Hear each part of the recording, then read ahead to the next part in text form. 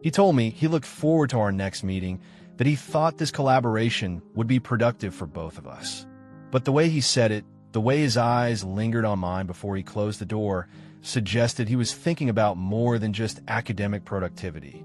The research sessions became the architecture around which I built my weeks. Monday, Wednesday, and Friday evenings at 7 o'clock, I would walk across campus to the Humanities building and climb the stairs to his office, my footsteps echoing in the empty corridors.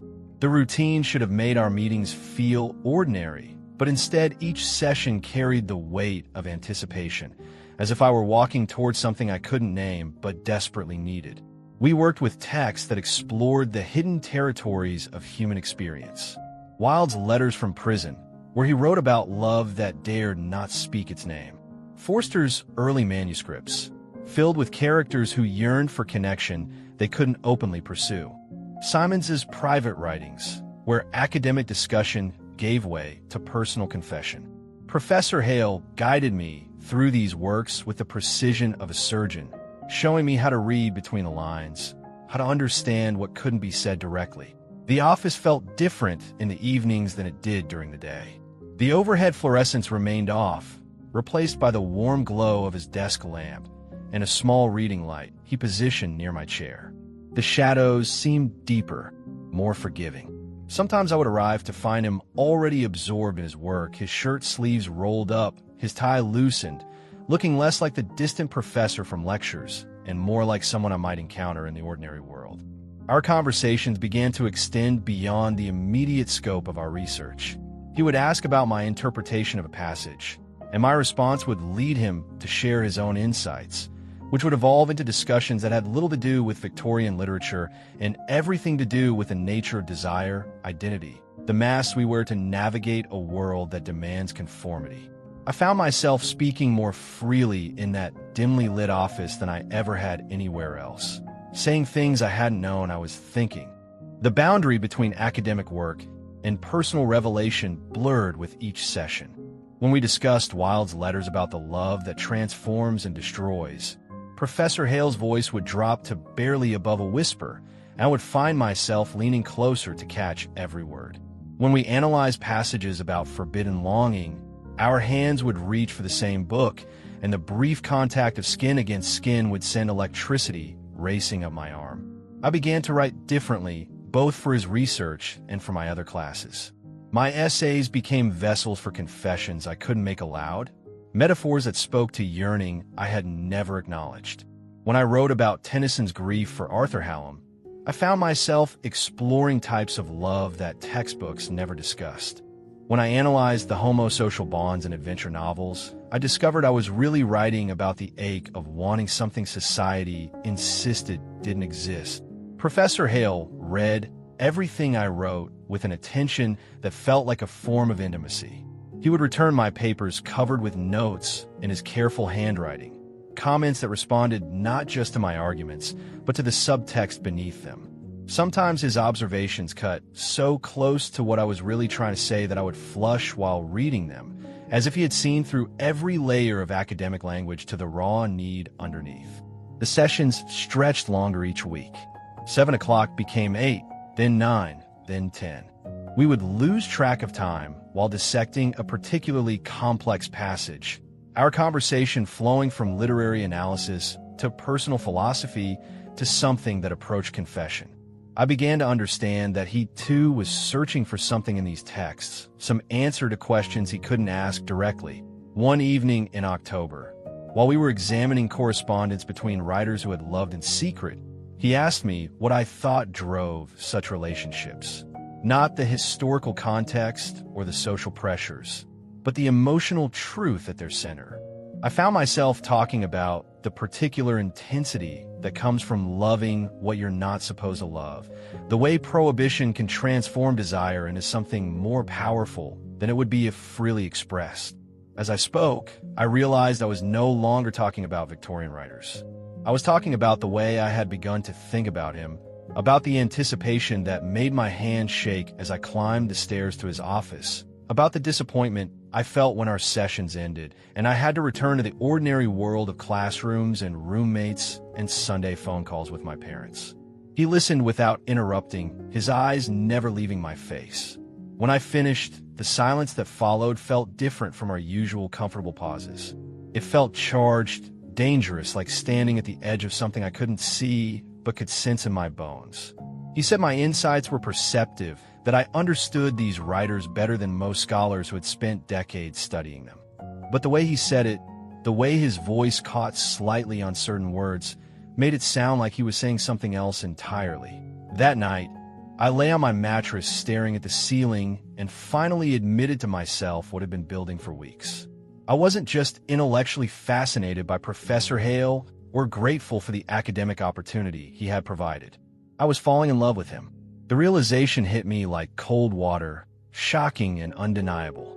I was in love with my professor, with a man 13 years older than me, with someone whose world and experience made mine seem impossibly small. The confession, even made only to myself in the darkness of my room, changed everything.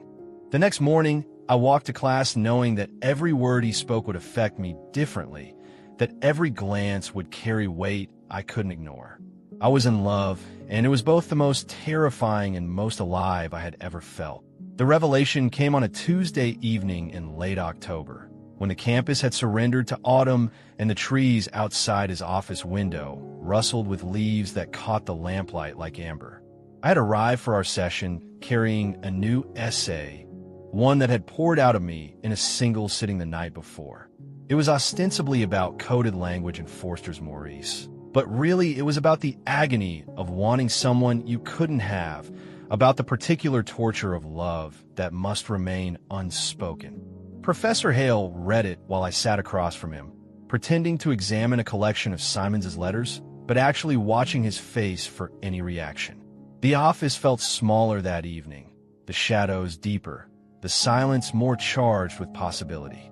Outside, rain had begun to fall, pattering against the windows with a rhythm that seemed to match my accelerated heartbeat. When he finished reading, he set the pages down carefully and looked at me with an expression I had never seen before. Something in his professional composure had shifted, like a mask that had finally become too heavy to wear. He said the essay was extraordinary, that I had understood something about these writers that eluded most scholars. But there was something in his voice, a tremor of recognition, that suggested he had read more than literary analysis in my words. He stood and walked to the window, his back to me, and said that working with me had been unlike any collaboration he had experienced, that my insights had changed his own understanding of the text we studied together, that he had begun to see these writers not as historical figures, but as people whose struggles felt immediate and real. When he turned back to face me, his eyes held the same vulnerability I had glimpsed that first night in the library. I should have maintained the careful distance we had both worked so hard to preserve. Should have thanked him for the compliment and gathered my things and left, as I had every other evening. Instead, I found myself standing too, drawn by something in his expression that made the space between us feel electric and unbearable.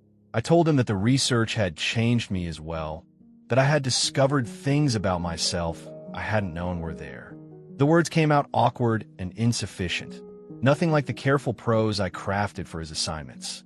But as I spoke, I watched his face and saw something shift there, a recognition that we were no longer talking about Victorian literature. The silence that followed stretched between us like a hell breath. Rain continued its steady percussion against the windows, and the desk lamp cast our shadows large and wavering against the bookcases. I became aware of every detail of the moment. The way his shirt was wrinkled from hours of concentrated work, the way his hair had fallen across his forehead, the way his hands hung at his sides, as if he didn't know what to do with them. He said my name then, quietly, not in the measured tone he used during lectures, but with something that sounded almost like a question. I took a step toward him, and then another, until we were standing close enough that I could see the flecks of gold in his dark eyes, could smell the faint scent of coffee and old books that seemed to cling to his clothes. For a moment, we simply looked at each other, and I understood that we had reached a point from which there would be no return. That whatever happened next would change everything between us, would make it impossible to pretend that our relationship was purely academic, purely professional, purely safe. It was he who moved first, reaching for a notebook that had fallen from the desk, the same careful gesture I had seen him make 100 times before. But this time, as his hand closed around the leather binding, mine was there too, our fingers colliding in the space above the scattered papers. The contact sent a shock through me that was both familiar and entirely new, the same electricity I'd felt in the library, but magnified, concentrated, impossible to ignore. Neither of us pulled away.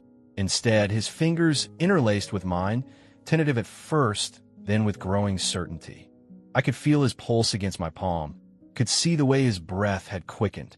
The notebook fell forgotten to the floor as he stepped closer, close enough that I could see my own reflection in his eyes.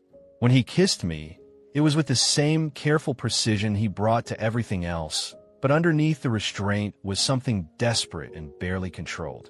His lips were softer than I had imagined, warmer, and when I responded, the careful distance we had maintained for months collapsed entirely.